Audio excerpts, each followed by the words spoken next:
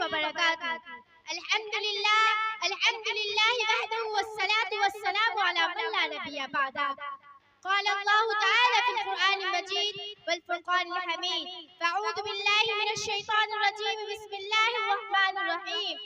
إن الذين فتنوا المؤمنين والمؤمنات ثم لم يتوبوا فلهم عذاب جهنم ولهم عذاب الحريق. صدق اللہ العظیم. معزز سامعین، اساتذہ کرام، بحاثی تشریف لائے مہمانان اعظام اور میری ماں بہنوں، آج میری تقریر کا عنوان ہے دین اسلام اور ہم. دعا کریں اللہ تعالی ہمیں صحیح بات کہنے کی توفیق عطا فرمائے.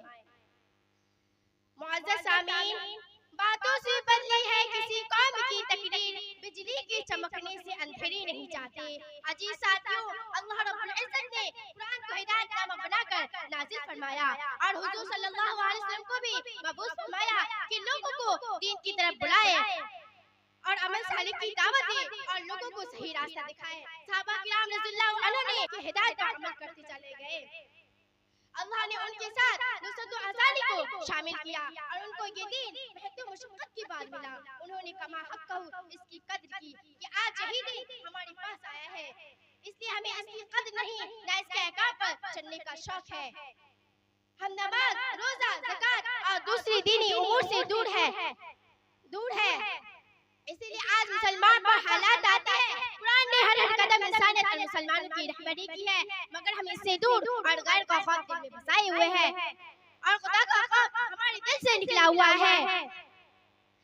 اس لیے ہم ان حالات اور پریشانیوں سے گزرتے ہیں. نہ ہمارے دل میں خدا کا خوف، نہ اس پر یقین.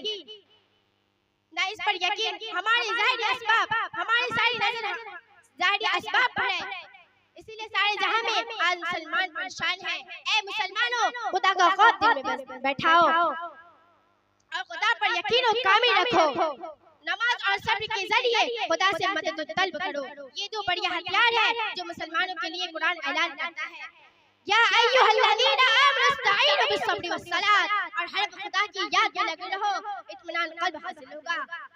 آج ہر مسلمان کی زندگی پریشانیاں نظر آتی ہے کیونکہ مسلمان خدا کو بھول چکا ہے اور اس کے یاد سے دور ہو چکا ہے. قرآن اعلان کرتا ہے فاذکرونی اذکرکم واشکروا لی ولا تکفرون، کہ مجھے یاد کرتے رہو، میرا شکر کرتے رہو، ناشکری نہ کرو. جہاں کہیں بھی ہو خدا کی یاد سے دل تازہ رکھو، معاشرہ کی اصلاح کی فکر کرو اور گناہ کی اجتناب کرو، ورنہ یہ دین کسی کا محتاج نہیں ہے. اگر ہم اس دین کی فکر نہ کریں گے یا اس پر نہیں چلیں گے یا اس کے احکامات پر نہ بجا لائیں گے تو خدا تعالیٰ دوسری قوم کو پیدا کر دے گا جو تم سے بہتر ہوگی. وَإِن تَتَوَلَّوْا يَسْتَبْدِلْ قَوْمًا بِغَيْرِكُمْ ثُمَّ لَا يَكُونُوا أَمْثَالَكُمْ. اللہ تعالیٰ کسی قوم کو اس وقت تک نہیں بدلتا جب تک کہ وہ قوم اپنے آپ کو نہ بدلے. ان اللہ لا یغیر ما بقوم حتی یغیروا ما بانفسہم. لہذا اپنے ایمان کو مضبوط رکھو، ایمان پر جمے رہو اور خدا سے مدد طلب استغفار کرتے رہو. میں آخر میں دعا کرتی ہوں اللہ تعالیٰ ہمیں راہ سنت پر چلنے کی توفیق عطا فرمائے اور ایمان پر خاتمہ نصیب فرمائے.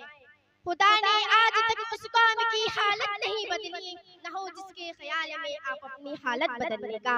وآخر الدعوانا الحمدللہ رب العالمین. السلام علیکم ورحمۃ اللہ وبرکاتہ.